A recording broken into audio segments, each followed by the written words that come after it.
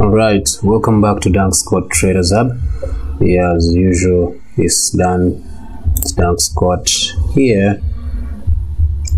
As usual, it is Dank Scott right here, taking us through today's analysis, BTC. Now we're back here for the BTC analysis. Last time we were here was on Tuesday when we had our episode number 35. So we're back here on episode 36. So we're going to check on what's happening in BTC, whether the pullback is done yet, or we're still waiting before we can get into the second phase of the bull run. All right. So without any further ado, let's head over to this analysis. All right. So let's start all the way from the weekly time frame.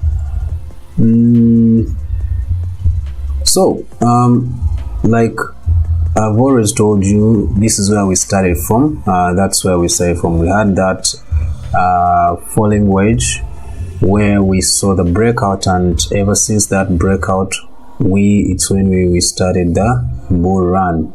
And after some good months and weeks and months, then we saw it gave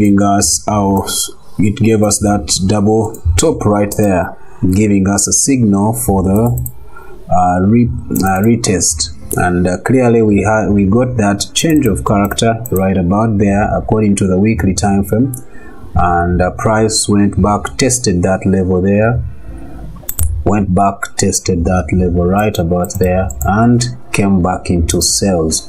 That's what we saw, came back into the downtrend, and after that we started to see sales coming in. But I want to remind you that we had some points of interest left back. If you go to the daily time frame, it's where we found that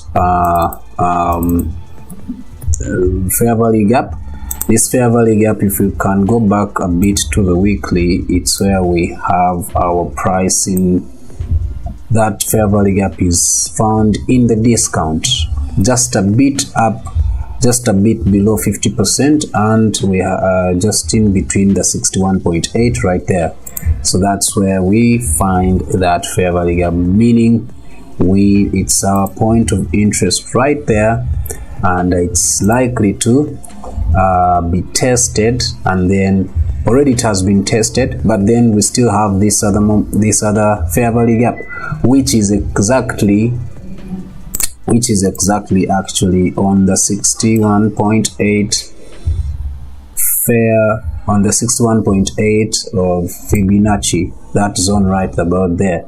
So we know that clearly price is gonna come right about that, on that very fair value gap, and immediately we will be heading over to the second phase of the bull run. So that's what we are now gonna see if we can actually capitalize on that. So on Tuesday we realized we had that rising wedge, and it's gonna show us that we are going to have a continuation of the previous trend. The previous trend is a sell. This is a previous trend right about there, and we are going to anticipate that. That's what we are anticipating according to the daily time frame and H4. So clearly we have that rising wedge there, and that's why we will be anticipating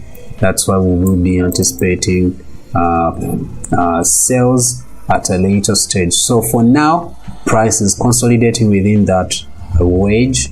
I don't think we have an entry yet. According to H4, price still needs to get overbought. According to H1, we are looking at, you can see clearly what is happening right here. The momentum right here, between here it was low, very low. So price is trying to get back to this other trend line according to H1. Once we get there, probably we get back according to H4, then we can come in stronger with the sales according to daily time frame, just like we need. So this is what we'll be looking at. here according to H1, then according to H4 the buy, then later on we come in with the sells according to daily time frame and H4 time frame, and of course H1. So for now we just have to stay cool. We just have to keep on holding on, because where we are currently, that is a small or a weak, one can say it's a weak resistance level right there. So price may give us a pullback, a short pullback, to mitigate this on H1, mitigate that on H1, and then come in with a buy, a sell, then come in with a sell according to H1. So this is what I may look at on H1 as of now. So what I may look at, it's what I may wait upon today. Yeah, a pullback there. So we will see before the day ends, we will see price get back to a bit of 85k, just around that level right there, about 85k, before we can head back into sales. So that's what I may say. Let me go to M15 and see. Yeah, exactly, M15 is giving us a change of character just about there. We, like I told you, we have some bit of a weak support down below there, and we are seeing a change of character on M15, and that gives us an opportunity to anticipate this buy all the way to this around 85k. Once we get to 85k, then sales can be anticipated once more. So that is it for today, I believe. Like I've also told you, BTC doesn't normally take a lot to analyze unless you guys want to go into news and which I don't normally have time to do. I'm not a person of news. I don't normally look for news. I do technical analysis. That is what I do right here. So that is what I will be anticipating. Pull back there according to H1, then come in with a sell. Then at a later stage, we get into the buys according to H4 to bring us all the way back to that trend line resistance right about there, before we can anticipate sales, which will be bringing us all the way to this other second fair value gap down below, where we will be anticipating the second phase of bull run. That's where we'll be anticipating the second phase of the bull run. But as of now, H1, we will be looking for buys and M15. We're going to be anticipating buys today, H1 and M15. Then probably later in the night or whichever time, we will be anticipating sales once this retest is done according to H1. And clearly right about here, I see a fair value gap left. Like I told you some time back that most of the times BTC reacts mostly on fair value gaps, just liquidity grab kind of movements. That's what BTC normally goes for. So clearly I see some liquidity on that fair value gap left on M15, so I clearly see that price may react on that level. Then we see some sales come in. So right now I may make my entry. Let me change here the lot size. I'm going to make my entry and I put it at 0.05, and I will just enter my buy. I'll put my stop loss all the way below this support, and then I'll be looking for my profits just around that fair value gap. So basically I'm looking for like a 1 to 2. Yeah, I'm looking for like a 1 to 2, and that's it.